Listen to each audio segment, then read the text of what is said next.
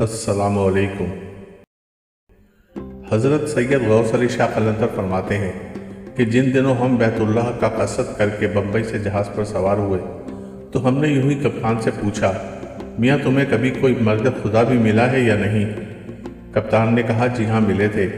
एक मरतबा हमारा जहाज़ हाजियों को लेकर रवाना हुआ तो एक फ़कीर अपनी जगह से उठकर मेरे वालिद के पास आ बैठा और कहने लगा कि इस सफ़र में तो बड़ी तकलीफ़ होती है, हम भला कब तक अपनी मंजिल मकसूद तक पहुंच जाएंगे? वालिद ने जवाब दिया, 1.25 महीने में पहुंच जाएंगे। फ़कीर ने कहा, इतना तवील सफ़र तो हमारे लिए दुश्वार है, हमारा जी मतलाता है। पहले से ये मालूम होता तो हम कभी जहाज़ पर सवार ना होते। वालिद ने बतौर मजाक मुझसे कहा, अगर कुछ हिम्मत है तो ज़ोर लगाओ ताकि जहाज़ जद्दा के साहिल पर जा लगे। फ़कीर ने पूछा, अच्छा ये बताओ पहले कौन सी बंदरगाह आती है?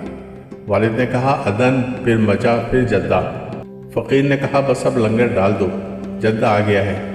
यह कहकर खुद उठकर अपनी जगह पर चले गए। वालिद हैरान थे कि ये क्या मामला है।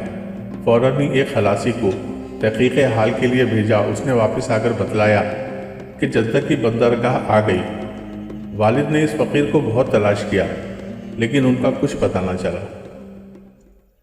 दोस्तों, अगर आपको वीडियोस पसंद आती हैं तो लाइक, शेयर और सब्सक्राइब करें और कमेंट भी करें। शुक्रिया।